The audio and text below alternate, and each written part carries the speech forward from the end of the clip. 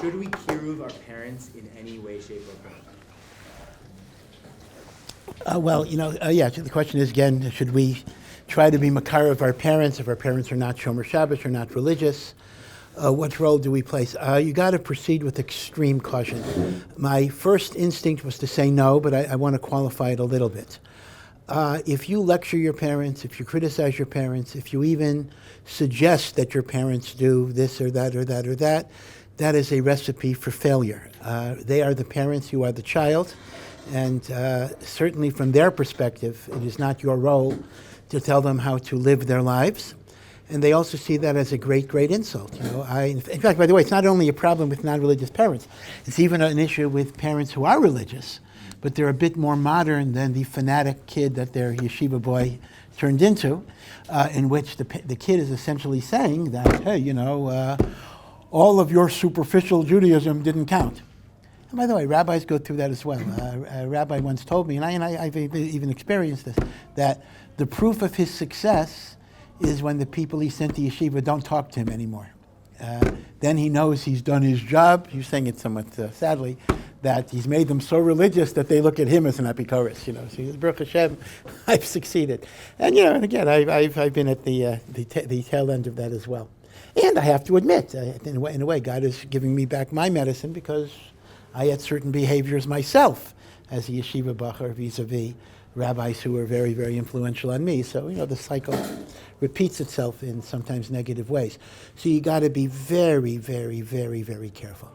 On the other hand, there is a type of kiruv that can be extraordinarily effective, and that is indirect kiruv through example. And your parents see you as a respectful person, as a loving person, as a caring person. They see that the fact that you went to yeshiva not only didn't change the good behaviors that you had, but it even accentuated them and made them better. And then, they're going to want to make you happy because they see this is important to you. And they'll try to accommodate because you never made a demand on them. And at some point, they'll also may come to the conclusion that, hey, if mitzvos make my son a better kid, then maybe it's something to look into. So in that sense, you can be very, very effective indirectly influencing your parents.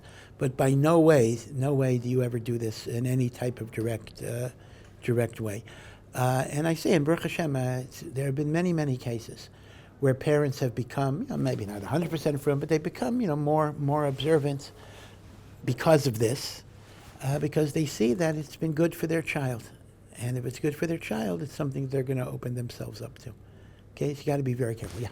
I have 3 quick questions on Tehillim. The first is... I'm sorry, on what? On Tehillim. Yeah. The first is, which Tehillim do we absolutely must say every day right now? The second question is, if I set aside 2 hours to learn, how much of that do I stop learning and just do Tehillim? The third is, if I'm in my mamad or safe area and I'm learning Mishnah or Shtem Mikra and the sirens go off, do I drop my learning and go to Tehillim or just continue? Yeah. So these are 3 questions about Tehillim. Tehillim is obviously a very, very important avodah right now. It opens up the gates of mercy. Tehillim, and we say Tehillim all the time, but be'ez sarah, certainly Tehillim is a very, very important issue. So the question was, 3 questions. Question number 1 is, which Tehillim absolutely have to be said? The short answer is there's no such thing as which Tehillim have to absolutely be said. There are a number of recommendations. I'll mention a few recommendations. But by far, the more important thing is to say Tehillim with kavanah, and no matter what you say is going to be good. There is no magic, so to speak, in specific things that you say. However, nevertheless, obviously it makes the most sense to pick Tehillim that talk about adversity, that talk about struggle, that talk about enemies wanting to destroy us. So as a result, there are certain numbers that they're given. Tehillim number 20, which, by the way, is part of our davening every day. Lamatseach Yancha Hashem B'Yom Tzara. God should answer you on a day of Tzara. Tehillim number 20 is obviously a very good candidate. Tehillim number 91, which is Yoshe B'Seisur Elyain, which is called the Shir Shel Pagaim, the song that protects you from all bad things. 91 is a very important one. And then in the Shir Hamaloses later on, you have 121, Esa Einai, I lift up my eyes to the mountains. And 130, Mimamakim, from the depths, I call out to you, God. And then in the ayans, I don't remember the exact number, but in the 70s, you will see specific Tehillim about enemies that try to destroy us and the like. So really, obviously, if you're with a minion, say what the minion is saying. But if you're by yourself, you can leaf through it, and you could almost figure out yourself what would be the most appropriate at the time. Now, that was the first issue about specific Tehillim. The second, what was the second question? My learning Seder, I'm not able to go to yeshiva. I work. I have Yeah. So I have 2 hours set aside Yeah. for mamish learning. Yeah. I was wondering if I need to apportion some of that for Tehillim. So again, it's not like because it's Tehillim, so learning doesn't count. I mean, learning is still a tremendous, tremendous zechus. And in fact, it's interesting. Rav Chaim Volashner says in Nefesh HaChaim, a fascinating point. He says that David HaMelech, when he wrote Tehillim, he prayed to Hashem that may my words be as acceptable to you as the learning of Negayim and Oalos, which are some very hard Masechtas and Seder Tyrus. And Rav Chaim Volashner says, we don't have any evidence that Hashem answered his request. So Rav Chaim Volashner actually said learning might be a higher madrega. So I would recommend that if you only have 2 hours to learn, meaning if you're learning the whole day, so you can take out more time for Tehillim. If you only have 2 hours to learn, you should allocate 15 minutes to Tehillim. And I think an hour and 45 would still be an appropriate learning if you're limited in time that way. The third question about running to a shelter. No, if I'm already in a mamamad or a Oh, place I'm learning, yeah. and the siren goes off, I was wondering if I stop the learning and go to Tehillim. Oh, you're already in a safe place. I think when there is mamish and imminent sakana, that is a time take Tehillim. But in your normal schedule, as I say, I would make it a 15 minutes, the beginning or the end of it. Finish Yeah. the pasuk or just drop everything and go to Tehillim? Well, finish what you're doing, and then move to Tehillim. Yeah. What scenario in Israel would obligate us to leave the country, makom sakana or other things? Is there such a scenario that could exist that would make it almost like Yeah, the question is there any point at which there might be an obligation to leave Israel because it's a dangerous place and therefore you're mechuyev, you're not allowed to deliberately put yourself in danger, you're supposed to leave. Theoretically, there may be such an idea. Practically, I totally disagree with it, and as I don't think it should be implemented for a number of reasons.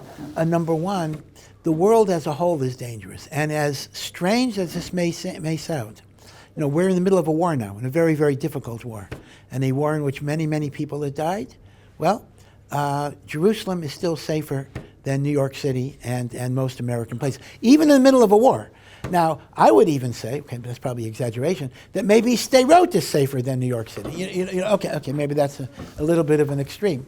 But the point is, the notion that somehow I will escape danger by moving myself to the United States or to England or to France or South Africa is just a mistake. It is fallacious thinking. Hashem is basically telling you the world is dangerous. And here is the thing. If the world is dangerous and Islamic fundamentalism and violence will rear its ugly head anywhere you go, then I would rather be in Israel. I would rather be in Hashem's country. I would rather be with my people as we go through a difficult struggle. So the notion that Israel is so super dangerous that halachically you're obligated to get out of here, that is not at all the case. Now, theoretically, if one lived in dangerous combat areas, there may be an obligation to evacuate, and indeed the Israeli army has evacuated some of the towns near the Gaza Strip. And you can even raise a question, this is already a very, very sensitive question, halachically, are you allowed to live there? There are those who take the position that we are obligated to settle every part of Eretz Yisrael. Others say, you don't do that to put yourself and your family in direct danger. But those are marginal areas. I mean, for this part of the country, etc., halachically, I would absolutely not accept the argument of a makam sakana. Baruch Hashem, it's that way. Yeah. So when you have, say, Gishmak Torah learning, in the middle of all this, you're happy, you're learning, and then you feel this great joy, and then you remember, this is happening, how do we respond then, knowing like this is kind of a bad time, and and then pair that and make like some kind of conciliation between those two things? Yeah, the issue becomes that obviously we should feel the suffering that so many Jewish people are going through during this particular time. It should be our suffering. It is our suffering. The people that have died, the families that are grieving, the hostages that have been taken, and how the families must be going insane, worrying about them, and the people themselves, what they're going through.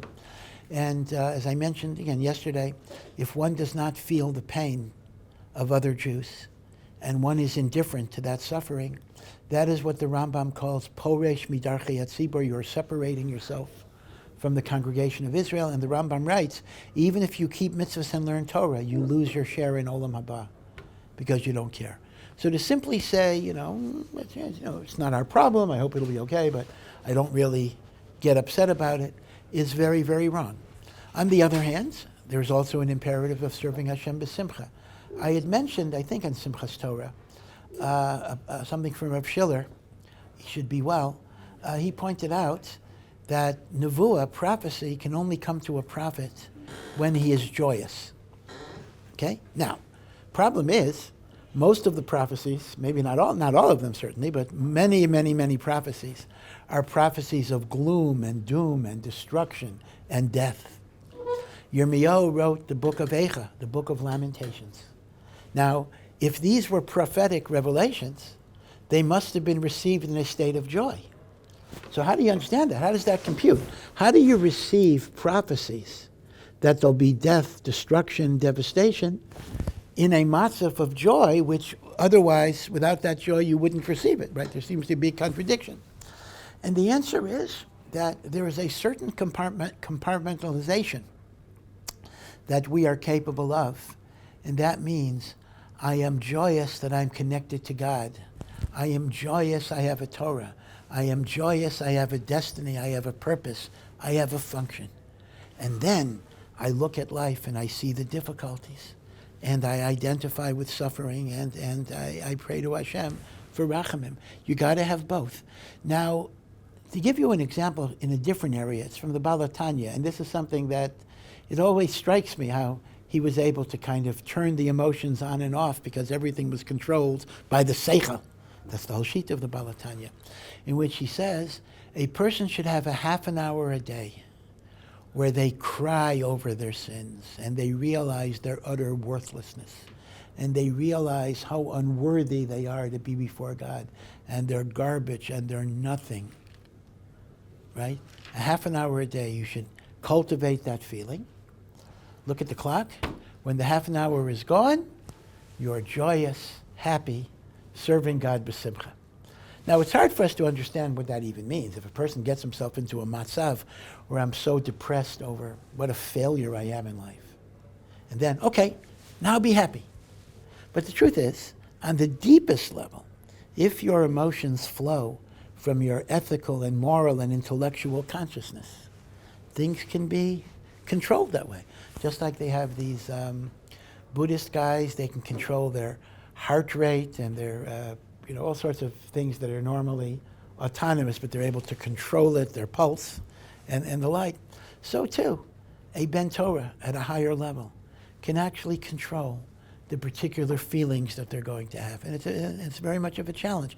Part of it is, one of the ideas of mindfulness is you're living in the moment. When I'm living in a particular moment, this is my moment. Right now I'm learning. Right now I'm b'simcha. And I don't allow other things to interfere with that. And then I go on to the next thing. And then I focus on that. I'm not thinking about the next step when I'm involved in this step. They say, I'll tell you two stories. One with Rav Moshe Feinstein and one with a Friedrich Lubavitcher Rebbe. So, with Rav Moshe Feinstein, if you ever see pictures of him, he spent whatever time he had that he was not talking to people, which was not necessarily that much time, he was always writing chidushim. He was writing, chidushei Torah, and tshuvos and chidushei Torah. And if you learn Rav Moshe's tshuvos, and particularly his chidushim on Gemara, They are so intricate. They are so complicated. Even in Igros Moshe, most people, they just want to know the Pshat. Moshe has an interesting shaila. They look at the last paragraph or the last sentence, mutter or aser. To actually go through the reasoning, that's too hard already. Moshe's reasoning is so complicated. I want to know, did he matter it? Didn't he matter it? That people look at the bottom line. And his chidushim on Gemara are basically impossible. I mean, they are so, it'll take like one word of the Gemara and go through 50 pages explaining the significance of the word, and you just wonder. So obviously it takes a lot of concentration to go through that. And people point out that he was constantly interrupted with shilas and emergencies and personal issues. And he always stopped and he always listened. And sometimes for hours. And they say that when you were talking to Rav Moshe, you never had a sense that, you were being rushed or he had to do something else. He was with you. You were the only person in the world. There was nothing else. And so as a result, people sometimes took advantage of him. They would just go on and on and on and on and on and on and on, but whatever. He took a position. If they needed that, then they needed that too. That was part of his chesed. Even people who were sometimes just telling stories or whatever it is. Now, right after he finished those lengthy conversations, he resumed his writing sometimes in the middle of a sentence without having to rethink or get in the mood or whatever it is.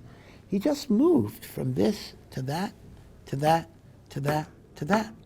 He didn't need to get in a mood, get out of a mood, because everything was avodas Hashem in that way. An amazing thing. Now, with the Lubavitcher story, this is a story about the Rebbe Rashab, Rav Shalom Ber. The Rebbe Rashab was 2 Rebbes ago, right? The last Rebbe was Reb Menachem Mendel, and the one before was his father-in-law, the Riyatz, Rav Yosef Yitzchak, and before Rav Yosef Yitzchak was the Rebbe Rav Shalom Ber or Rav Shalom Dov Schneerson. He was actually one of the most philosophical Lubavitcher Rebbes. They call him the Moreh Nevuchim of Hasidus, because he had the greatest philosophical depth. So because he was a serious, introspective person, sometimes Hasidim are boisterous, right? But Rashab was like a thinker and this and that. So, the minhag of Hasidim is they give out honey cake Erev Yom Kippur. So the Rebbe Rashab was very deep in thought to Erev Yom Kippur. So this chassid comes up and bellows, Rebbe, lekach, where's the honey cake? So the Rebbe Rashab tells him, it's Erev Yom Kippur, it's time to think, time to be serious, what do you. So the chassid told the Rebbe, it's an amazing thing, he says, Rebbe, we are soldiers. The morning of Erev Yom Kippur, we're supposed to have honey cake and rejoice. Later in the afternoon, we cry and we do teshuva. He says, but now is the time for honey cake. And the Rebbe said, the chassid was right. There's a time for simcha, a time for joy, and then you have a time of introspection and crying. You're soldiers in Hashem's army. You have different jobs, different times of the day, and you have to learn how to move between them. So I'm bringing all this in to kind of show the idea that you got to move with emotions. You got to move with the feelings. You got to make time for all of these different avodos, and you don't allow one modality to crowd out another modality. Just about learning b'simcha, let me just mention one other thing. Again, it's not directly relevant to your question, but I think it's a nice thought. The great Rav Chaim Ozer Grodzensky, who was really the Gadol Hador, with the Chafetz Chaim and after the Chafetz Chaim. He died in 1941. The Chafetz Chaim died in 1933. So Rav Chaim Ozer was an Eloi and tremendous guy and posek.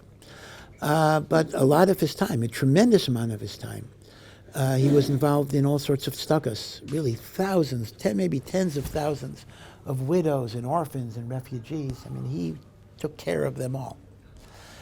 So sometimes he'd be learning with someone, and it was time to stop learning.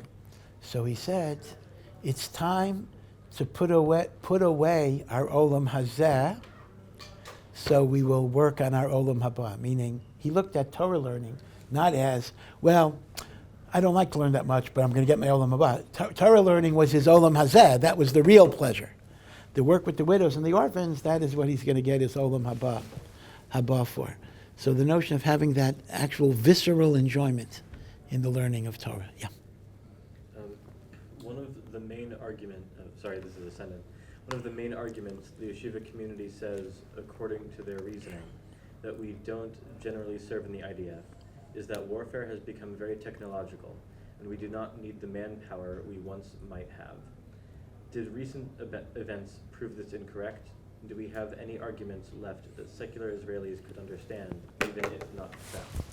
Yeah, so the question was, again, there's a lot of background to that question. Obviously, most of the yeshiva world, not all, there are quite a few that do serve in the army, Hester, but most of the, at least black hat yeshiva world, Haredi world, whatever you want to call it, does not serve in the IDF and does not advocate that they serve, and indeed is in opposition, certainly, to any compulsory draft.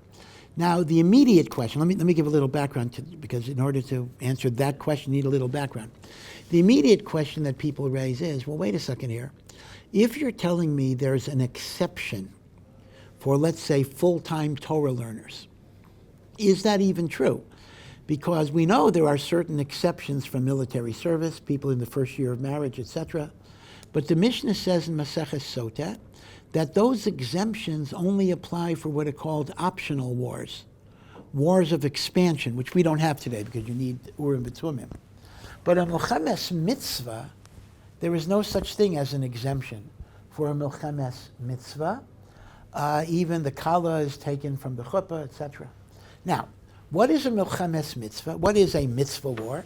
So the Rambam says there are three types of mitzvah wars. A war against the nation of Amalek, which we really can't identify, a war against the 7 nations of Canaan, which are extinct. But the third is a war to defend the Jewish people from an enemy that wants to destroy. Now, based on that definition, an enemy, really every war that the state of Israel fights, and certainly the war we're fighting now, would qualify as Milchemet mitzvah, because you have people that want to kill us. Now, if it's true that once something is a Milchemes mitzvah, there is no exemption, because that is the case, so the question becomes, what is the halachic argument that full-time Torah students should be exempt from military service? Exemptions only kick in Milchemes Reshut. They do not kick in from Milchemes mitzvah, and the wars that we face qualify as Milchemes mitzvah. Right? So that is an issue. So one of the arguments, and now this is where the question begins. So one of the arguments that has been made is this. It is true that there's no automatic exemption for Milchemes mitzvah. And it may also be true, it is true, that the wars we fight are Milchemes mitzvah. However, that does not necessarily mean that military conscription for combat has to be at 100% level, because there is no military need, meaning the notion that there's no exemptions just means anybody that is needed has an obligation to fight, right? But it doesn't mean everybody is needed, and indeed, even in the secular Israeli society, not everybody is ordered. There are plenty of exemptions outside of yeshiva students and the like, and certainly many people have non-combat positions. So the argument has been made that since warfare today does not depend as much on manpower numbers as it might have in the olden days, we have technology, we have aerial bombing, we have the like.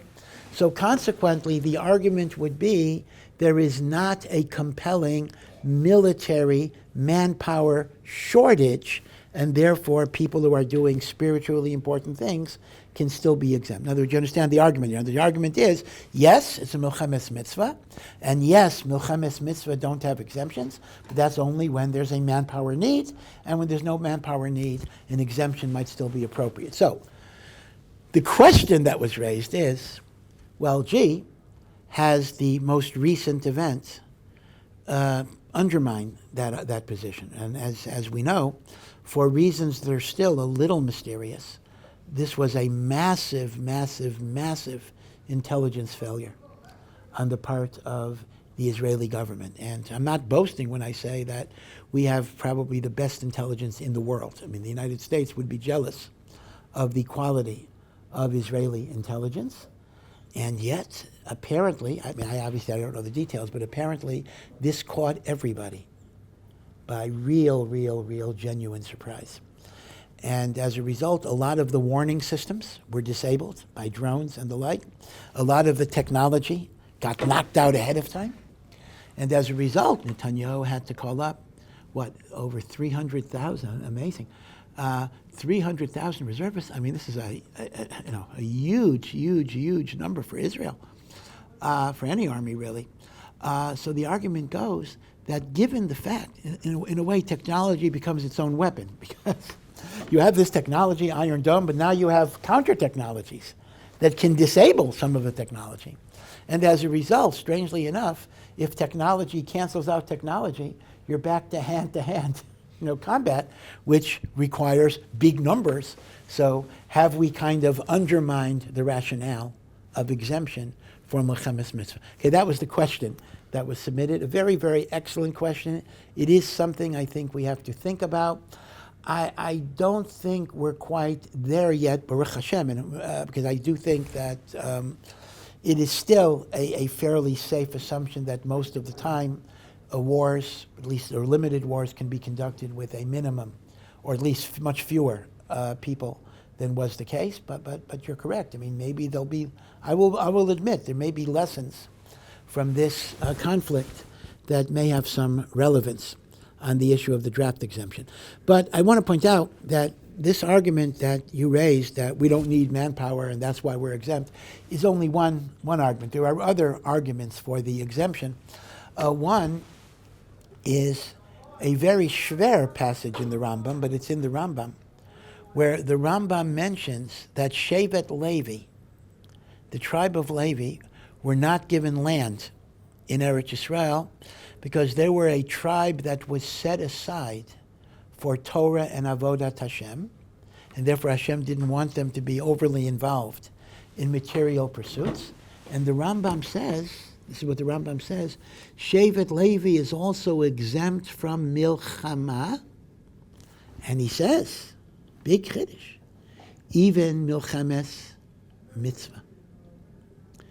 Which means, now the question that people debate, what's the makor of the Rambam? But apparently the Rambam understood that when the Mishnah says in Maseches Sota that a milchemes mitzvah has no exemptions, it means only the exemptions of marriage and vineyard and people who are afraid.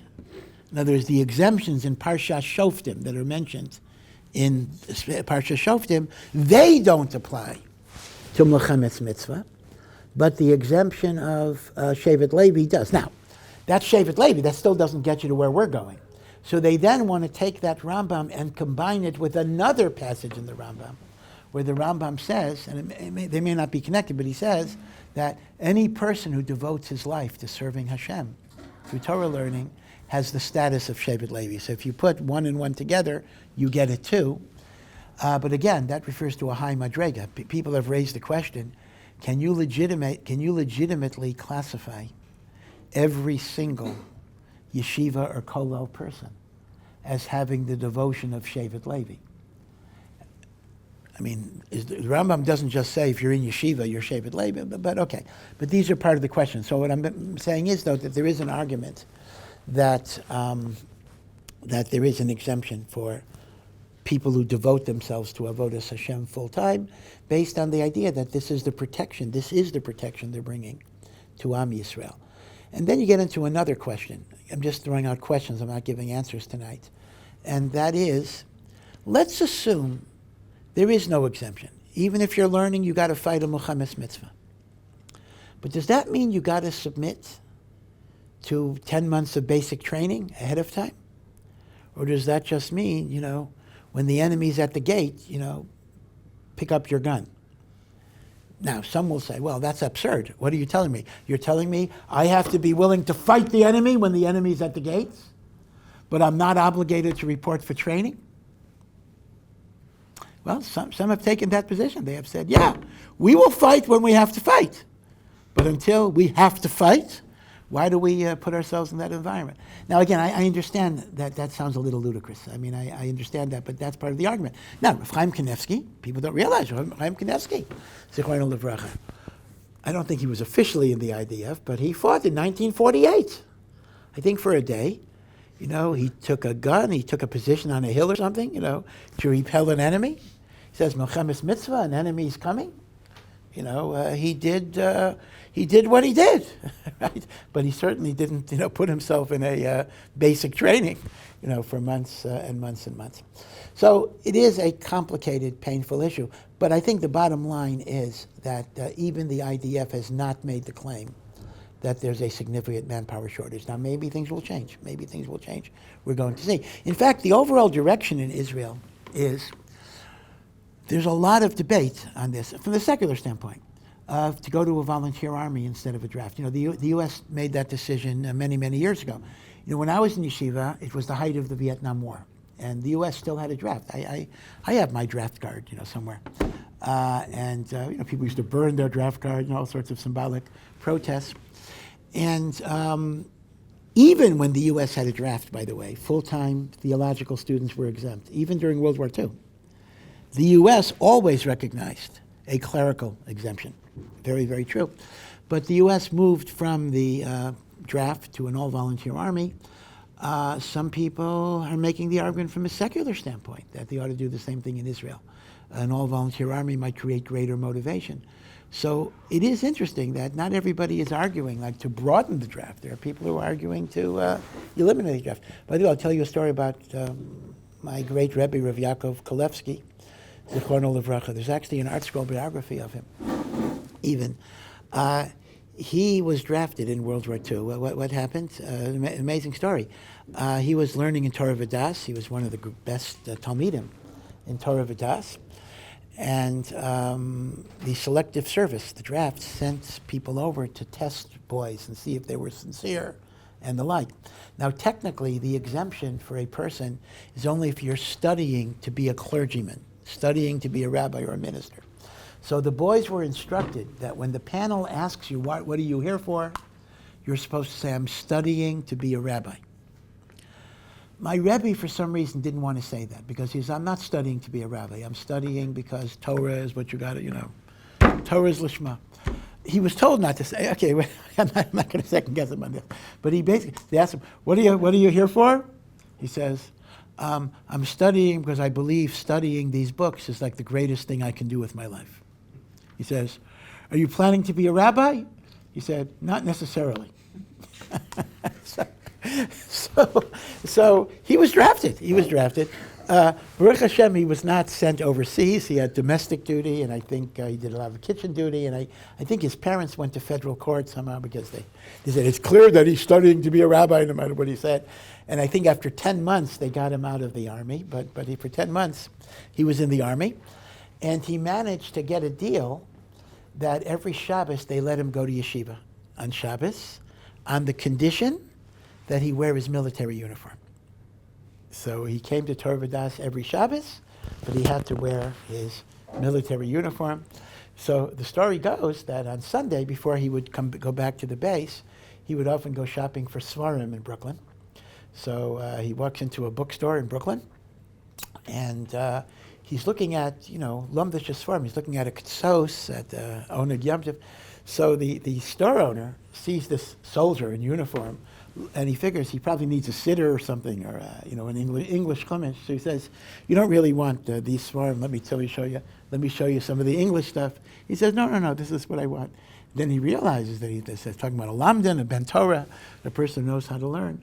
So that person wound up being his future father-in-law. He made a shidduch with his daughter, and that's how he met his wife, because he was so impressed with the father-in-law was so impressed with a U.S. Army soldier who was still holding in deep learning on his limited time off. Yeah. I just wanted to tell the room we gotta pick up our learning a little bit. The alert just buzzed for a hostile aircraft invasion, and the entire north is all lit up right now. Okay. First time in the war. This is from Hezbollah, they say, or just? I don't know. No. It's not. It's live, happening right now, all over the north. I've got this app on my phone for Right, thank you. a hostile aircraft invasion Okay, for Hashem, the entire Galilee. be rachamim. Yeah. Whew. My question is about the war. The Gemara says that when the listim pray to Hashem for success, they pray good, he grants them success. He helps them to steal. And I think the Sephardi Nusach is different than the Ashkenazi Nusach, but we learned Hashem Shomeach Pilat Kol Peh. Yeah, the Sephardi, yeah. And moreover, I remember when I was in yeshiva, you told us that the Arabim are such a difficult opponent because they do have certain schusim, and they have a certain kasher with Hashem. They have Mila, they have some version of kashrut, they have tzniot. Maybe some people could say they're better with tzniot than we are. And so my question is something that I've been struggling with, standing before Hashem and tefillah, feeling some sense of confusion and discouragement about that. And even though it hasn't been for me, I can imagine someone might feel something as negative as even betrayal, that to think that the Arabim are, they're praying to Hashem for success to hurt us. And we know that, we know that they did that. And we know that they had the success and that Hashem answered their prayers. So how do we deal with that confusion in tefillah if we think about that? And moreover, do we even have the right to stand before Hashem and say to Hashem, please Hashem, listen to our prayers, ignore them? We know that they're saying, Hashem, listen to our prayers, ignore them. Yeah. And then even more than that, is there any, is it hashkafically correct to even think of this as like a schusim arms race, or like a tefillah, like Hashem's counting a cheshbon of tefillot and schusim between us and between them? Yep, it's a very, very difficult issue, and this is a concept that I admit has given me much confusion and uncertainty over the years. And that is the notion that prayer has a power, prayer has an efficacy, even when it is uttered by a rasha and even when it's for immoral purposes. This is the kayach of prayer if it is balev shalem, if it is truly sincere. One way of analogizing, it's not really explaining it, is just like there's matter and antimatter, or what's called dark matter, right? Physicists say that I think 90% of the universe is dark matter, meaning it's matter that we can't even detect. We know that it's there.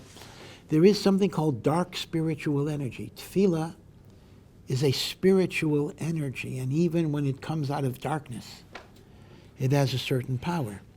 Again, just to restate what you just mentioned that I had said, Rav Chaim Vital writes, based on Pirkei de Rabbi Eliezer, that the last and most difficult galus that Am Yisrael will face will be the confrontation with Yishmael. And this was said in the 1500s, and the Pirkei de Rabbi Eliezer is even earlier. And he says Yishmael is the most difficult because they are the only one of our enemies that comes with a spiritual power. Meaning Esav, that represents physicality and brute force. So of course, in the long run at least, ruchnius, spirituality defeats physicality. There may be a long process and a very difficult process. We had a Holocaust, but ultimately, ruchnius will triumph. The danger of Yishmael is a much more subtle danger, because Yishmael comes not only with physical brutality, but Yishmael comes with spiritual merits. They are a child of Avraham. They have a koach of prayer. They have a merit of brit milah, again, which goes back to Avraham. There is a tznius. In fact, one of the things that would be very, very funny if it wouldn't be said, I think Jordan wanted to not allow Israeli teenagers to go to Jordan because they said that they're lowering the standards of adolescent modesty. They felt that the Israeli kids were a bad influence on the Jordanian teenagers. Again, it would be funny if it wouldn't be said, but okay. So that raises the question that you're raising, again, which is very perplexing, and that means because they have these merits, they can pray for bad things. And there's a certain power in their prayer, a certain power. And the reason why the galus is so difficult is that we have to counter it with a spiritual power that is greater than their spiritual power. We have that koach, we have that ability for sure. But it means you can't just rely on conventional, physical armies or whatever it is. And indeed, this is very, very clearly the case. If you think about this, the enemy of Yishmael, that Yishmael represents, is an enemy that cannot be defeated by conventional methods. Number one, the very fact that they penetrated Shabbos is an example of this. But number two, if you remember a few years ago, people at Shimon HaTzadik, right, cars just drive into people. Well, how are you going to stop that? You can have 1 million police, There's no way to stop it, meaning there is no logical way of stopping people who are willing to die for their cause. What, they're threatened with death? Bring it on, gesund hate. That's what I want. You see, the Nazis, I have to say, at a minimum, if you can say something good about the Nazis, is that they were cowards. So when a Nazi thought he would be killed, he starts negotiating. Goering and Goebbels, all these guys, they started negotiating when they saw that the end was near. And Hitler was enough of a coward that he took his own life in a quick way rather than facing the consequences. So Nazis were cowards. So cowards can be defeated by overwhelming military force. Or even the Cold War, right? The old nuclear arms race. I don't know if you remember it, but the old Soviet Union. So the whole Cold War that lasted for 40 years was based on an acronym that's called MAD. MAD, crazy. Mutual Assured Destruction. What does that mean? We know that Soviet Union is not going to bomb the U.S. because if they did, we would bomb them and they would be destroyed. And since they don't want to be destroyed, they're not going to try to destroy us. Mutual assured destruction. Assured that no one's going to act. That's why each side needed enough nuclear weapons to destroy the other side. Now, mutual assured destruction only works when you either have cowards or at least normal people who don't want to die. But when you have people who don't care if they die, then how are you going to stop them? There's nothing you can do. So really, the statement of Rav Chaim Vital that Golus Yishmael is impossible to defeat by conventional military means, is even true on a simple political way. There's no way. You do your ishtadlus, but there's no particular way that you can guarantee anything. So the dilemma is we need spiritual ways of defeating them. And this does raise a philosophical question. Why should God listen to prayers of people who want to destroy Am Yisrael? Why should those tefillahs be makobel at all? This is a tefillah to do something evil, a tefillah to do something bad. Why should God listen? I mean, if we were drawing our sketch of God, we would build into the program. God listens to prayers for good things, and God does not listen to prayers for bad things. I mean, that seems to be fairly commonsensical. And yet we do find that prayer is such a miraculous power in the universe that it can even be employed as a zechus to perpetuate evil. And I will openly admit that I can identify that as a phenomenon. I can't fully say that I understand it. But in a way, it comforts us because this is the koach of tefillah. Ad kedei kach, the koach of tefillah, even for that which is improper. So as a result, the big challenge of Golus Yishmael is to improve ourselves in tefillah, in the zchus of Torah learning, in tznius, and then generally in Bein Adam L'Chavero, Abbas Yisrael, all those other things as well. But it is a real issue. And yeah, you ask me, does it depend on counting up zechuyos? Well, it actually does. That's the cheshbon. Now, one thing we do know, the one thing we know is God will not allow the Jewish people to be destroyed. That much we do know. But a lot can happen until you get to the point of total obliteration. Yeah, the Jewish people will always survive, okay? But as I say, there's a lot that can happen up to that point, and therefore we need many, many zechuyos to try to forestall that from happening. Yeah. If someone is doing many mitzvos bein adam lechavero, but is severely lacking in bein adam l'makom, how does that affect him? Is that make his avoda incomplete, or some people they don't learn but they give a lot of tzedakah or they do a lot of community work? So how does that person, I guess, fit into the equation, and should they seek more spirituality? Well, like anything else, HaKadosh Baruch Hu gave us 613 mitzvahs, most of which we're not even able to do, but in the mitzvahs that we're able to do, there's Bein Adam Lamakam, Bein Adam L'Chaveiro. We are imperfect and we are defective if there are mitzvahs we're not doing. So the Bein Adam L'Chaveiro person who doesn't keep Shabbos and Kashrus is spiritually defective, but I want to emphasize, absolutely the same thing is true the other way. The Bein Adam Lamakam that doesn't have Avas Yisrael, that doesn't care about others, is spiritually defective as well. So it's not a question of which is more important. It's a question that we need both. Like, which is more important, your heart or your brain? You're going to die if you're missing any one of them. So both of them are essential for life. So you can't really argue which is more important. Now, I will tell you, though, I'll tell you two vertlach. One from the Mabit, who lived in the time of Rav Yosef Karo. He was a dayan in Tzfat. And the other is a medrash, Tana Devei Eliyahu. The Mabit says the following. It's a well-known idea that in the Aseres HaDibros, the first 5 dibros are Bein Adam Lamakom, between man and God, and the second 5 dibros are Bein Adam L'Chaveiro, between man and man. This is a well-known distinction, although it is a little bit of a problem, because the 5th commandment is honor your parents. So people do ask the question, why is the 5th commandment on the Bein Adam Lamakom column? That is a question. But part of it is that honoring my parents is gratitude because they gave me life, and therefore that brings me to honor God who gave me life. In other words, it's all connected to gratitude. Okay. But if you go with that generally accepted idea, first column is Bein Adam Lamakom. Second column, Bein Adam L'Chaveiro. Then you'll notice the following. The first column has a lot more words than the second column. The second column is very staccato. Lo tirtzach, lo tinaf, right? Very, very short. And yet we have a Missiah that the engraving took up the same amount of space, surface area. First column, second column.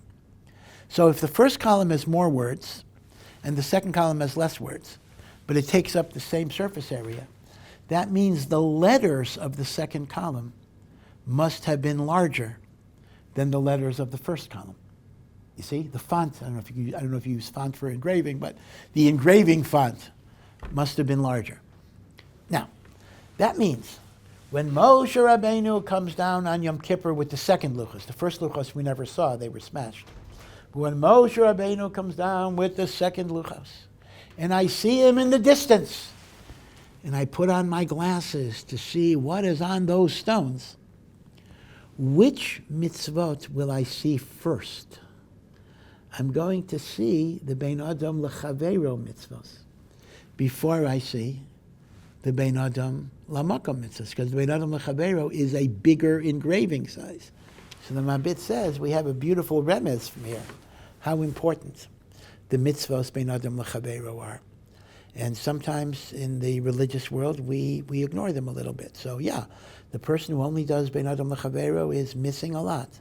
But it's also true the other way. We got to remember that. Now, the Tana Devei Eliyahu medrash I want to tell you is a remarkable, remarkable medrash. I'm almost a little worried to say it because people can use it in improper ways. Tana Devei Eliyahu is actually a medrash based on the teachings of Eliyahu Hanavi, who comes back to earth and discusses things with people.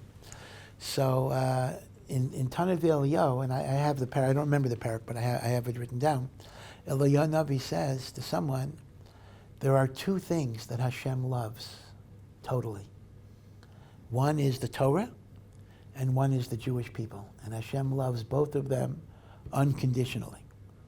So the person asked Eliyahu Hanavi, who asked Hashem, which one do you like more?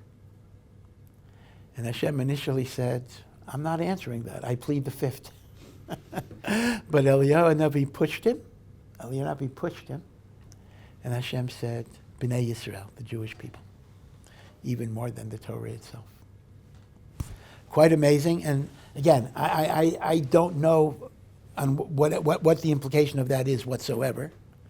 But that is the idea of the depth of Hashem's love for the Jewish people, that it was even greater than the love for the Torah itself. Yeah. I think the most difficult part about this war is the 150 that we know about, people who were kidnapped. So I guess what is the maximum and the bare minimum that a Jewish state, what are they allowed to do? And Yeah. what are they obligated to do Yeah. for these? Yeah, you're 100% correct. I mean, obviously the people who died, we mourn with their families for their deaths. But in many, many ways, to be a hostage under those conditions is a living death. And the fear and the terror and the trepidation every single second of the day and night, and what their families are going through is literally indescribable. And actually, I know someone who said, his niece is a captive. I mean, so it hits very close to home, even on that level. But the issues are halachically extremely complicated. Let me just explain what the issues are. And these are issues that Israel has faced for many, many years in different contexts. And that is the supposed rationale for the kidnappings is prisoner exchanges. Right? We will release people. Sometimes they live up to their promises. Often they don't. But even in a best case scenario, you release our guys, we'll give you back your guys. Right? Prisoner exchanges. So the big question is, does halacha even allow that to happen? Now, let me give you a Mishnah in Maseches Gittin. This is a big topic that really deserves a whole shir on its own, but I'll give you the basic source material. The Mishnah talks about pidyon shavuyin. Pidyon shavuyin are people that were kidnapped and held for ransom throughout Jewish history. People were held for ransom.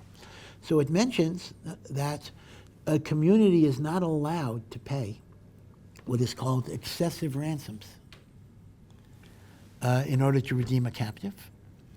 And the reason the Gemara gives two reasons, but the reason that we paskin la halacha is that by paying excessive ransom, you are encouraging hostage taking in the future, which will endanger lives in the future. And therefore, the bottom line is, you don't pay an excessive ransom. Now, what does excessive ransom mean in the case of prisoner swaps? So it could be a one-for-one, might not be excessive, but certainly Israel often does much more than one-for-one. They might release, in fact, sometimes they've released 1,000 to 1. Gilad Shalit was a big, big thing. Now, here is the big machlokas. Rav Ovadia Yosef took the position, this is years ago, that the whole sugya in Maseches Gittin is talking about a non-pikuach nefesh situation, meaning they kidnap a guy, they're holding him for ransom. If you don't pay the ransom, they're not going to kill him, they're just going to hold him prisoner. So Rav Ovadia Yosef says, in such a situation, we're not allowed to give in because we're encouraging hostage taking. But Rav Ovadia said, if the person's life is in danger, which is always going to be the case here, they're going to kill the person, then Rav Ovadia said, we have to look at definite pikuach nefesh now, which trumps speculative pikuach nefesh later, meaning like this. Right now, we have a person, or 150 people, whose life is very definitively in danger. They will be killed if we do not give in to these demands. Now, if we give in to the demands, and a certain amount of terrorists are going to be released, that is creating a potential danger, which may or may not materialize, because we can have security and the like. So Rav Ovadia took the position that definitive present danger overrides concern for future speculative danger. Therefore, it was Rav Ovadia's position that prisoner exchange programs are legitimate as a way of saving lives of Jews whose life is in danger. Many other poskim say that that is a very unlikely and illogical reading of the Gemara because, hey, what are you talking about? Was there ever a time that a kidnapped victim's life was not in danger? It certainly was. And still, the Talmud said, you let a person die in order to avoid these things from happening in the future. Now, let me point out as well another difference. The Gemara was talking about paying ransom money. And the problem was you're encouraging hostage taking. When you're dealing with prisoner swaps, not only are you encouraging future hostage takings, but you're actually reintroducing terrorists. See, it's two different things. One is you're encouraging future kidnappings, but there's another element here. You're introducing terrorists back into the population. So many would be against it. Now, we don't like to talk about it so much because, we don't want Gilad Shalit to feel bad. We're very, very grateful that he's healthy and he got married and everything else. But from a pure halachic standpoint, it's very, very, very problematical because the truth is you're saving somebody, but you're exposing many, many people to danger. In fact, I remember that one of the terrorists who was released with Gilad Shalit, so the mother of someone who was murdered by that terrorist said, how do you think I feel that the one who murdered my son is simply being released from prison and allowed to mingle in the population? So it's an amazing thing. Officially, the state of Israel has a policy, just like the United States has a policy. We don't negotiate with terrorists. But, that's a policy that is violated all the time. It's non-existent as a real policy. We negotiate with terrorists all the time in order to save lives. And not only, remember this, not only do we release terrorists to get back people who are alive, we have released terrorists to get back people who are dead, to get back a dead body. Halachically, that for sure is even more of a problem. Right? What's your answer to endanger people to get back dead people? So all I can say is that prisoner release programs are very halachically problematical. Rav Ovadia did approve them for pikuach nefesh. Other poskim would not approve it. Again, the government is not asking shilas and the like. Now, the other alternative to prisoner release are things like the Entebbe approach. Entebbe was, Baruch Hashem, as raids go, was a very, very successful, amazing endeavor. But as you know, the head of the raid was Netanyahu's brother, Yonatan Netanyahu, who actually died in the raid. So even a phenomenally, really miraculously successful campaign still resulted in some very, very difficult casualties, and God forbid it certainly could have gone the other way as well, in which everybody would have gotten killed. But halacha does permit dangerous military campaigns. So it is very, very difficult. If you think about this, who knows? It looks like Israel is planning a ground campaign. They're going to just enter Gaza and house to house to house to house to house to house. Extremely dangerous. And of course, what the Rishayim do is they're going to use the hostages not just for hostage release, prisoner release. They're going to use the hostages as human shields. That's what they do. If they don't have Jews, they'll use their own kids as human shields. Okay, they'll even do that. But when they have Jews, for sure, they'll use the Jews as human shields. So what on earth? I don't even like to think about this. What on earth? I'm a 19-year-old soldier. I come into a building with a machine gun. I got this terrorist who's holding a Jew. What am I supposed to do? I can't kill the Jew. Halachically, I can't kill the Jew, and emotionally, I can't kill the Jew. So there's a lot of problems here. We don't really know. Again, Entebbe was scripted so that somehow they managed. But as they say, it was a miracle. I don't know if you could rely on another Entebbe to be carried out that way. So there's a lot of problems here. Yeah. My question is on the pasuk of Bereshis. It says, "Vayar Elokim esa'or kitov," which to me implies that Hashem saw looked at the light, and then post-creation he realized it was good, which seems very strange to me. And then continuing in the pasuk, it says, after that, V'yavdal Elokim bein ha'or u'bein ha'choshech. So then afterwards, he's already perceived the light is good, but now he's going to make a difference between light and darkness, which implies what he perceived was good before was some kind of odd combo of light and darkness, not light itself. So, those are very, very excellent questions indeed. I often say that myself. I don't start the Torah till Parshas Lech Lecha because Bereshis and Noach are so deep. I can't even connect to it. So I start with Avraham Avinu, which is a little more accessible. I mean, everything in the Torah is infinite, but it's a little more accessible to us as Jews. It's our history and the like. So your first question is, and God saw that the light was good, implying that somehow he created something. He wasn't sure if it would be good or bad. And then, pretty good, right? So what's the pshat? I mean, certainly God knew what it was, and God wouldn't have created it had it not been good. So what does it mean that God saw that it was good? So here I would think the following. I would think that maybe the meaning of saw, vayar in Hebrew, is a little different than the connotation of saw in English. Like when we say in English, I saw that it was good, that implies that until then I didn't know. And that's your question. But I think that in Hebrew it would have a kind of a different connotation. God always knew that it was good, but there was nothing for him to see until it was created. So what he's saying is, I now see its goodness. I knew its goodness.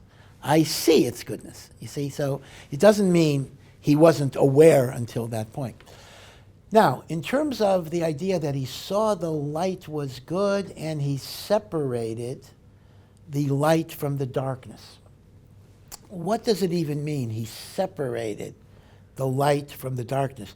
Does that imply that the light was mixed with the darkness? Whatever that would mean. Does that make it a less bright light? And God pulls out the darkness from the light. What does it mean, separating? So I think the idea would be this. The idea would be that separating means even before the sun and the moon, he assigned a definitive sphere, meaning God created light and God created darkness. Darkness, by the way, is described as a creation also, not just the negation of light. And then God gave it a sphere, meaning there's a sphere of time called Yom, which I put the light in, and a sphere of time called Laila that I put the Choshech in. So Vayavdel is the assigning of times of the day, times of the 24-hour period. And even though that full demarcation could not occur until the fourth day when you had a sun and a moon, but the truth is, even for the first 3 days, there still was a day and a night. That was simply God's creation. 12 hours of light followed by 12 hours of dark. Exactly on that. Yeah. He said he had to separate the light and the dark. Yeah. Presumably he could have done that spatially. He could have made a land of light and a land of dark. But instead he felt the need to make time be the primary means of separation of light and dark. Yes. Well, a few things. First of all, there is, because of time zones, there is indeed a spatial division as well, because you do have part of the world will be dark, part of the world will have light, so you actually do have that as well. But I think the reason why he didn't create a permanent spatial division is because light, which really represents the divine presence, is needed everywhere. Every part of creation needs to be suffused with light. You can't have a world, a part of the world, which is perpetually dark, because that would be kind of a removal from God's presence. And that's an important musar, that in all darkness there must be some element of light. Does it work backwards as well, that you need that darkness as well? Yes. There's a verse in Koheles that says, Yisrain ha'or min ha'chayshach, the superiority of light over darkness. But if you read the word min, the superiority of light is from the existence of darkness. It is darkness that enables us to appreciate light. And that's true in life generally.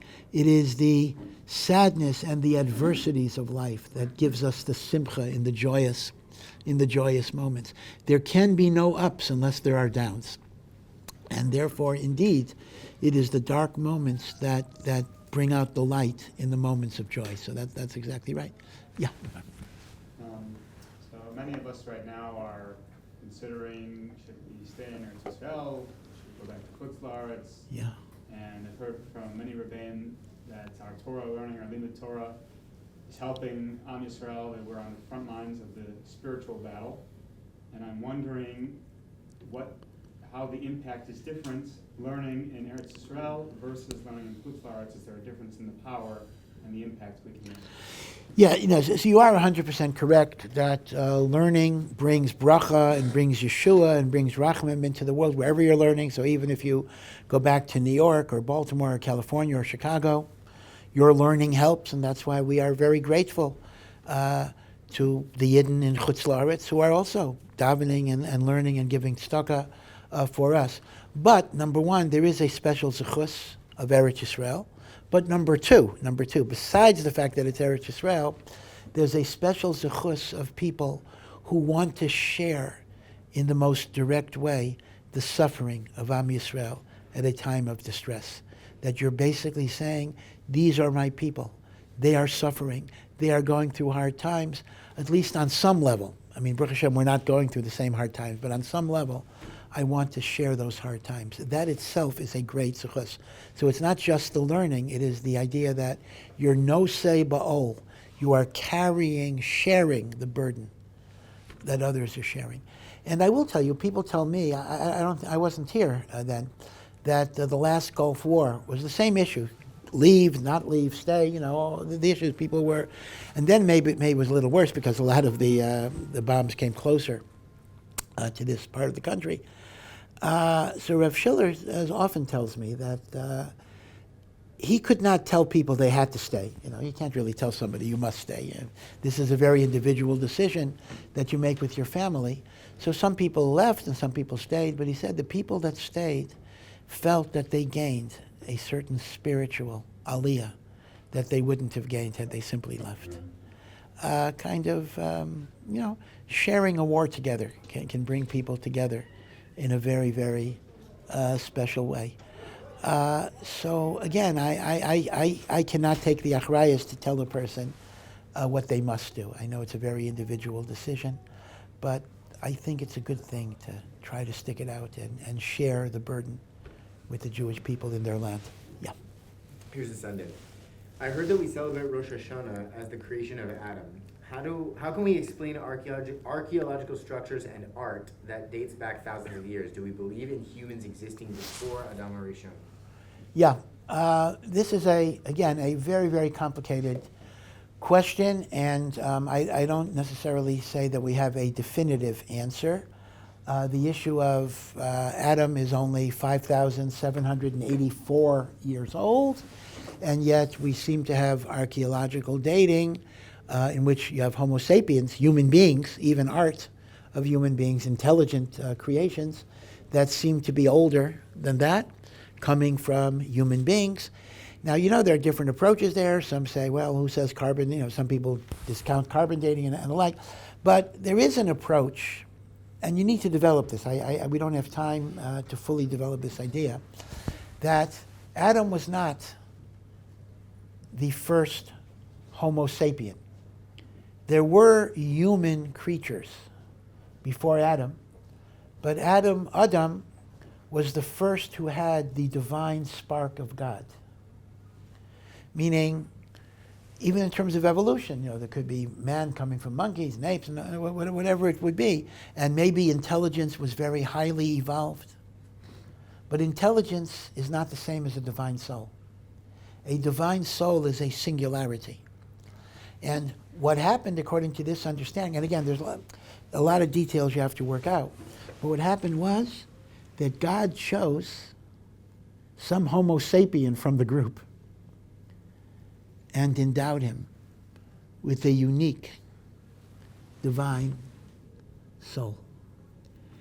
And he realized at that point that he was different. That's why he couldn't find a mate, right? He couldn't find a mate. It wasn't just, the dog or the cow was not suitable for him. The human beings were not suitable for him because he was no longer of them. He was no longer part of them. They were highly developed apes with tool-making skill and opposable thumbs. But that's about it. The godliness of the soul was not there. And Adam realized that. Again, there's a lot that you have to work out in the Psukim, but there is such a mahalach that's mentioned. Rav Gedalia Nadel, very interesting person, a person who was a Talmud of the Chazon Ish, a chavrusa Rav Chaim Kanievsky, a person who was certainly capable of being a Rosh Yeshiva of any yeshiva in the world, but he wanted to be nana miyagia kappa. If he was a builder, a kabbalah, a farmer, when he died, Rav Chaim Kanievsky said he was unique in the generation, which has a double entendre, actually. I mean, he was saying he was unique, but also his path was not for other people to follow, whatever. It was kind of that very, very unique. So Rav Gedalia Nadel gave a series of private shiurim, private shiurim, on creation of the world, age of the earth. How do you reconcile science and creation? And one of the Talmidim wrote a summary of those shiurim, and it was available online, I'm not sure. It's called Mitoraso Shel Rav Gedalia, in which these ideas come out. And they're very controversial. And as usual, many people say, oh, this Talmud is misrepresenting, or Gedalia never said, who knows? But nevertheless, this is an idea that's presented based on Rishonim, that there were humans before Adam, but Adam had the singularity of the divine soul. The question becomes, what happened to those humans? That means Adam is living in a world that a lot of human beings. Were they in the Gan Eden or no? They were in the rest of they were always in the rest of the earth and the light. But Pashtus, they got destroyed by the Mabul, so they're not around anymore. But there was such an idea. So it's something to think about, but there's a lot that we don't know. Yeah. Did Hai Gaon say that War of Gog and MaGog starts in Tav Shin Pei Dalet, and did Chasam Sofer say that it starts at the end of Sukkot? Because that's what people are saying. I'm going to check. Rav Hai Gaon, who was the last of the Gaonim, and many say the greatest of the Gaonim. And by the way, I mentioned that some say the Vilna Gaon was a Gilgal of Moshe Rabbeinu, but they also say he was a Gilgal of Rav Hai Gaon, which means Rav Hai Gaon was a Gilgal of Moshe Rabbeinu. Rav Hai Gaon was very, very, very, very great, but I don't recall that date. I'll check it. Now, in terms of Gog and Magog starting on Sukkot, that already, you have Makairis and Chazal. Chasam Sofer did talk about that, but again, Chazal talked about that, and the Navi Zechariah, which is the Haftarah for the first day of Sukkot, at least suggests the idea of Sukkot being connected to Gog and Magog. There is no question. I talked about this. Sukkot is even more so than Pesach. We talk about Pesach as the Geula, but the emphasis in terms of Gog and Magog and the pre-Messianic Chavlei Mashiach, Sukkot is even more makushar to that whole Tekufa than even is Pesach. It really is Gog and Magog, the Parei HaChag, the diminution of the Parei HaChag, and I had mentioned 35 cows or bulls are Yishmael and 35 are Esav, and they're being diminished to show that Esav and Yishmael are going to be diminished. The Nisa Chamayim V'Hayayin, Rabbeinu Bechaya says, the Nisa Chayayin is connected to Esav, that's a fire, which is the red color of wine. The Nisa Chamayim is connected to Yishmael, that's called Mayim, Eshu Mayim. And the Nisuch means they will come back to Hashem and be given to the Mizbeach. So all of these intimations are there. But I'll check if Hai Gaon actually gave a date. I would be surprised, but I'll check. It may be possible. Rav Hai Gaon was a great Makubal, by the way. We don't always associate the Gaonim with Kabbalah. But Rav Hai Gaon B'dafka was in fact a great, a pre-Ari obviously, but he was a great Makubal of the older Kabbalah. Yeah. Do you think that creating the attitudes towards Zionism might change? Because for example, you hear stories of Hasidim going to go deliver pizzas to people in the reserves, and also driving soldiers, donating. And I was in Isaiah the other day, and there's a shul near there, and there were Hasidim saying Tehillim. And I'm wondering, are they saying Tehillim because they want the state of Israel to win, or because they're very emotional about Jews being killed? And I just want to know how that Zionism would be balanced. Yeah. So here's the thing. The thing is this. The thing is that what I would hope for is, I don't think fundamental attitudes about Zionism are going to change, because those are philosophical issues and halachic issues, and those are going to remain issues. But I think the hope would be there would be greater appreciation, greater concern, greater avas Yisrael. So even if I'm an anti-Zionist, I look at a Zionist, but I see them as a member of the Jewish people. I love them, I care about them, I'm worried about them. So what often happens is, now sometimes it's only short term, and that's a real chaval, but at least in the short term, we all become united. We do much better. I mean, it's an unfortunate part of the Jewish experience, and maybe the human experience, that we do much better in terms of caring about each other in times of tragedy and sorrow than we do when times are good. When times are good, I live my life, you live your life, and what you do is of no interest to me. When times are difficult, we care about each other in a very, very deep way.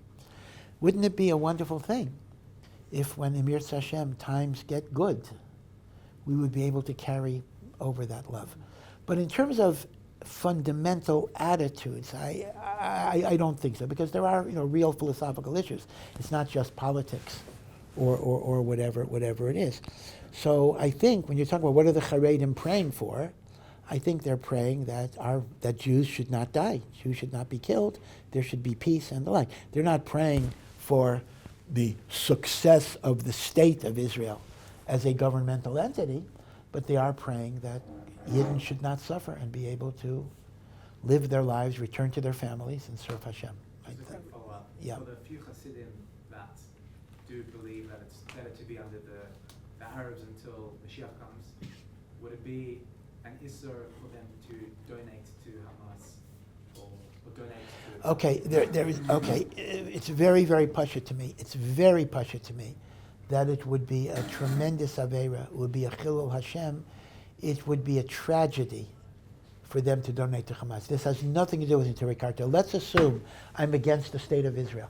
Let's assume I believe there ought not to be a Jewish state. Let's assume I believe that Palestinians, should, crazy, but all right, that Palestinians should rule over all, instead of a two-state solution, one-state solution, Palestinian state. But you don't give support to murderers of your people. What type of thing? What would the Satmar Rebbe say to that? What, right? So that's a different thing. If we ever get to a place where we have Palestinians who are willing, to give Jews access to our holy places and daven and learn and do mitzvahs, then we can talk. I think it would still be crazy, but then we can talk about Jewish state versus not Jewish state. But not to murderers, people who cut the heads of your babies off. Now, you happen to be right. Unfortunately, there is a lunatic fringe out there that probably is supporting Hamas. I haven't seen it yet. Maybe they'd be embarrassed to show their face, although they're usually not embarrassed. But those are, I will be charitable by just calling them insane.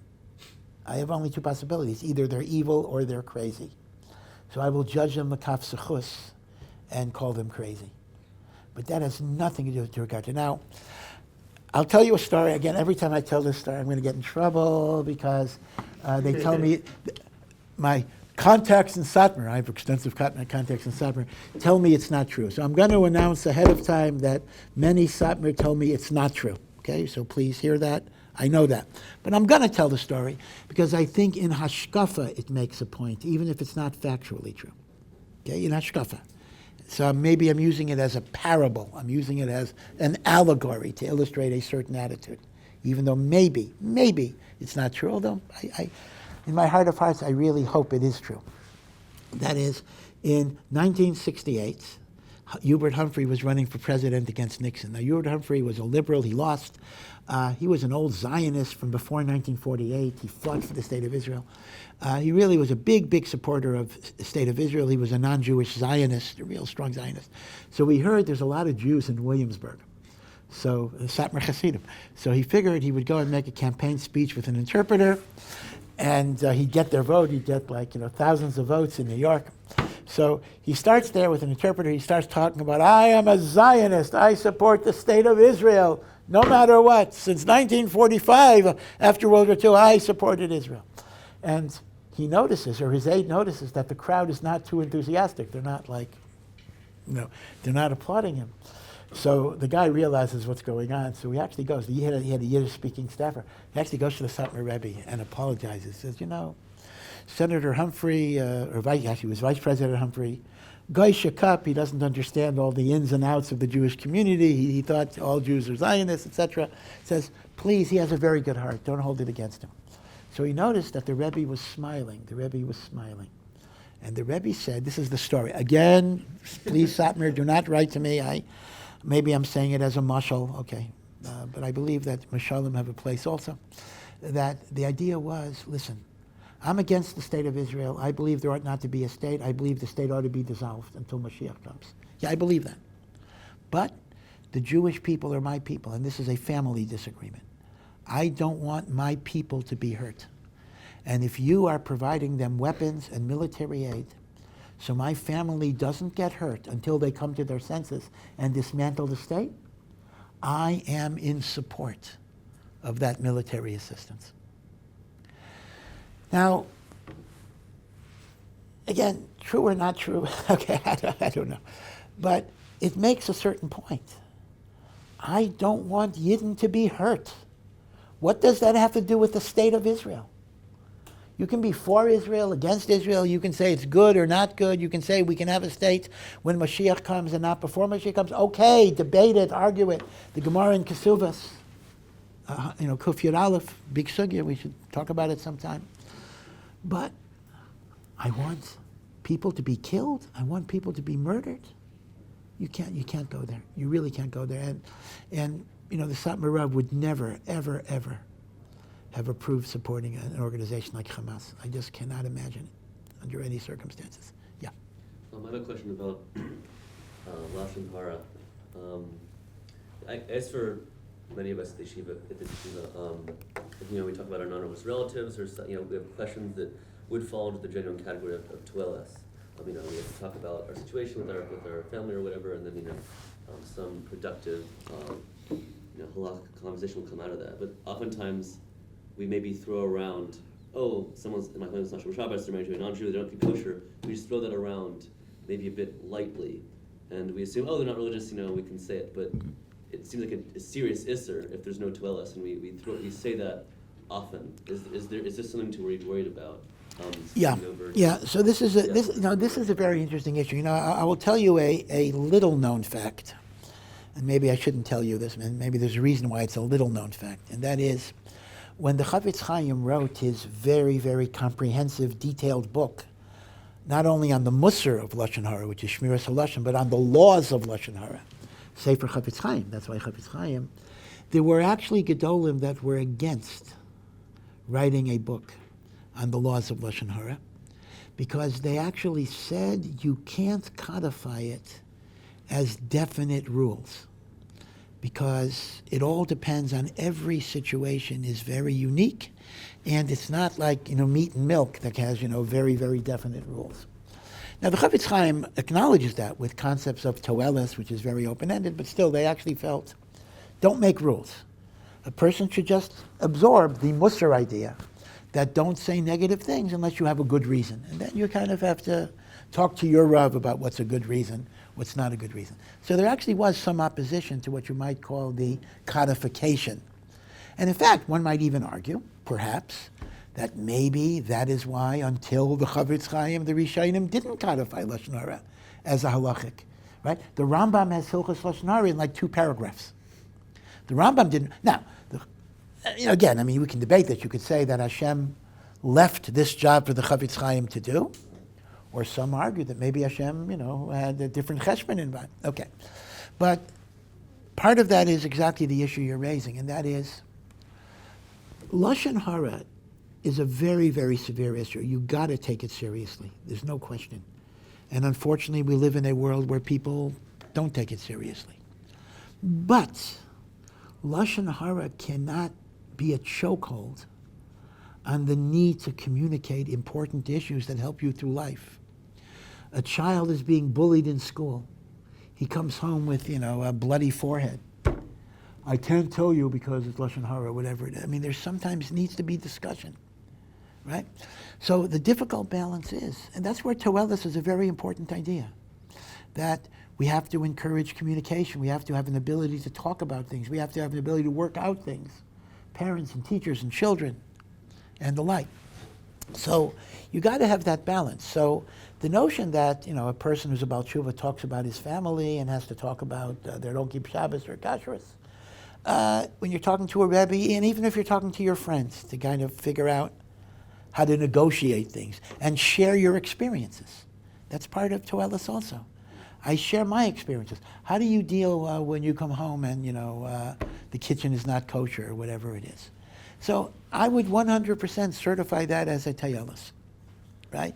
So I would adopt a pretty broad definition of Toelis when baalei teshuva, in particular, are trying to work out issues both among themselves and with their rebbeim, but even among their friends, Now, but you are right.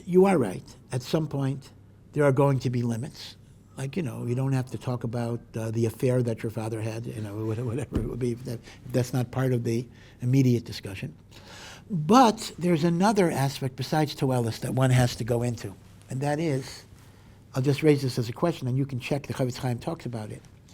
Is it lashon hara to say something bad about a person if the person themselves don't consider it bad? And that's a whole different nakuda. In other words, if I have a parent who's not Shomer Shabbos, but he doesn't consider that to be wrong, then an argument might be made that it's bichlal not lashon hara for me to say, my dad is not a Shomer Shabbos, because it doesn't embarrass him. In other words, some say the definition of lashon hara is to say things about a person that they would be ashamed of. Right? So, in effect, there are two different types of heterim that may be relevant to this shaila. One is the inyan of tayeles, and the other would be the inyan that if mitzad, the person you're talking about, it is not a gnus, it is not considered a negative, then it may not fall under the definition of lashon hara, right? So that's another thing to consider. But I would generally try to keep myself to the Toelis category. And then you're right, a person has to be aware that Toelis is not, no limits at all. It may be a generous idea, but you still have to be cognizant of those restrictions. Yeah. I read a Mishnah in Gittin that said that a man can make a tanai with his wife, when he gives a get to his wife, saying that if I don't see your face within 30 days, the get is activated. I was wondering if like the Chayalim can do this nowadays, and if that would solve the problem of agunot, and why probably they don't. Yep. As a matter of fact, yes. First of all, the Talmud itself says that David HaMelech's soldiers, when they went out to war, from David HaMelech's time, they would give these gittins, so if they'd be missing in action, the wives would not be agunot, and the like. And the Baal HaTurim on the Torah actually shows that this was a custom that was even in the time of Moshe Rabbeinu himself, right? Because the problem of agunah is very, very serious, and indeed we've had many, many situations of soldiers who are missing in action, and sometimes many, many years. The wives cannot remarry, they're agunot. So back in 1948, the first Rav Rashi of the Medina was a big, big Talmud Chacham, Rav Yitzchak Breitowitz. He is actually he was the grandfather of the present president of Israel. Unfortunately, he's not from, but a pretty nice guy, whose name is the same name. Isaac Yitzchak Breitowitz is after his grandfather. He knew his grandfather. He was close to his grandfather as a child. And Rav Breitowitz was debating about the idea of introducing in military service this notion of a conditional get, that if I disappear for a month, you're divorced. Some soldiers actually still do it, if they know ahead of time. They don't know ahead of time. But it was decided at the end of the day that they didn't want to make this a policy because they thought it would severely undermine military morale. Because part of what keeps a soldier going is the notion that they know their wife is waiting for them. It was thought she has a get, even though she probably would wait, but So they didn't want to institute it as a policy, but I understand that some individual people do it, and it would halachically work, as a matter of fact. It would halachically work. The problem is, let me just explain something. The problem is, you would have to renew it every time there was a leave. So, for example, let's assume I give her a get and I say, you're divorced if I don't see you for 30 days. Okay, so if I'm gone for 30 days, she's divorced. But then I come home, so I remarry her. So then when I leave, I got to give her another get. In other words, you're going to have to renew the get every time. You can't just use the one get and do it. And that's a big problem, by the way, if you are a Kohen. Because if a Kohen divorces his wife, you can't take her back, right? So that's going to be another problem with that. Okay, well, thank you. Be well. What time is Mariva's regular time? What time Here? is Yeah. 8:20. 8:20. Out there is 7:30. Oh, okay. 2 minutes. Okay, thank you. Thank you. Yep.